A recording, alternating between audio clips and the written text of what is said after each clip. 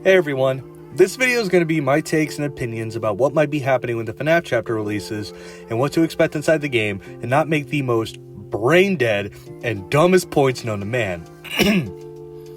Now I won't be going into perks or powers, but I will be going into maps and which character I think is which, so stay tuned.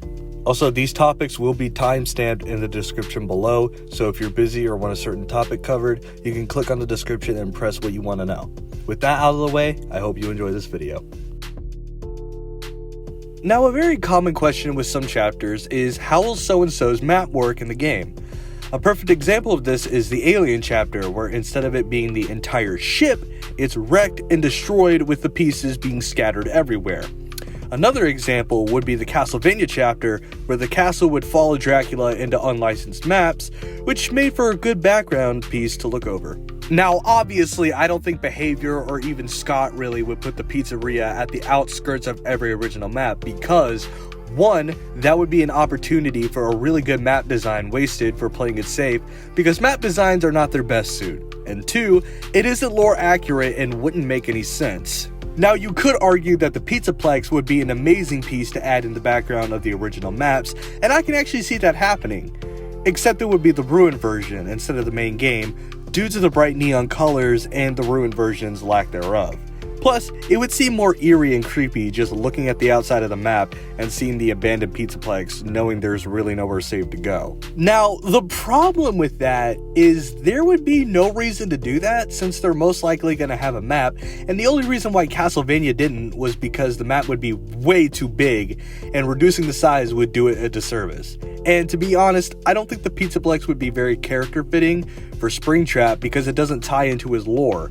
So I'm thinking they can do a combination of all the pizzerias in one big map. Like the hallways of FNAF 3, the bedroom of FNAF 4, and the parts and service room of FNAF 2, where the withered animatronics are, the party room from FNAF 1, and finally the scooping room could be an Easter egg, kind of like how the Balder, Facehugger, and the film reel were all Easter eggs. Now, me and another YouTuber named Artworks, check out their channel by the way, link will be in the description, both agree that the survivor should be Michael Afton since he's in all the original games and even the driving force of FNAF 6's ending where both Henry and Michael burn to death. But since there's no canon design for Michael, it might not be him. The evidence is with Castlevania's Trevor Belmont design from Curse of Darkness, and not Castlevania 3, where he's the main character of that game, because he's just a sprite with no clear way of pinpointing his exact looks. They went with Curse of Darkness because at least there his design is official. Now, you might be saying, how come they just can't age up Gregory and throw him in as a survivor? Because if the killer is Springtrap, then Gregory would not fit in Springtrap's lore at all. He would have been way too young to know who William Afton even is, and the Afton in the basement of the Pizzaplex is just the mimic. Now, the character with an official human design is none other than Vanessa from Security Breach. Now, I can see this more because they have bits and pieces of lore inside Security Breach where Vanessa was taken over from the VR game, and guess what the VR game has? The original Springtrap design from FNAF 3. Except this time, instead of being VR, it's the real deal. Now, this does spark some things that need to be addressed if they do go down this route. When did Vanessa get taken? Now, I see there being 3 time periods where this might have happened. 1. Before her mind got taken over by Glitchtrap and her character design would be her outfit at the end of the Princess Quest ending in Security Breach. This seems more likely. 2. A few days after the Princess Quest ending. This is basically just explaining the events after Princess Quest, which would be far less interesting. 3.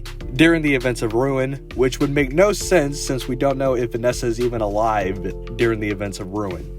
Now, with these time periods in mind, we could say she was taken away when she found the tapes, but before Glitchtrap took over. In theory, Vanessa would still think she's in the game. It would be kind of like an Amazing Digital Circus situation where they can't take off the headset and now she's stuck in there with no real exit. Now, this is actually a really high chance of happening because the same thing happened with Dracula in the Castlevania chapter where he was in the Battle of 1998 and his design is in Symphony of the Night. Now, Glitchtrap can take on the form of his design in FNAF 3 due to the iconic design and can still exist in the same chapter.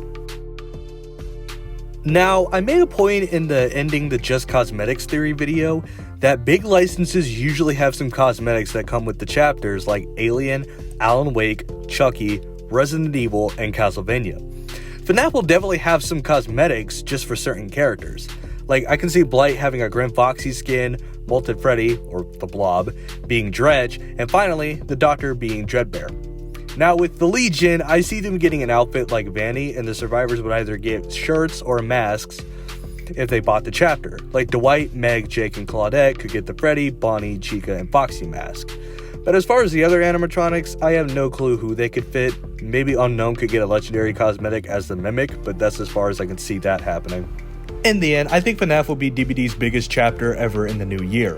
It will bring in more DBD players, and some of them are a bit younger, but I started playing this game when I was 15 years old, so I think we're way past bringing younger audiences into this game. But if you did enjoy this video, be sure to hit the like button down below and the notification bell so you never miss a video, and hey, if you're new here, be sure to hit the subscribe button down below. I'm wanting to make it to 400 subscribers before the end of the year. Stay awesome, guys.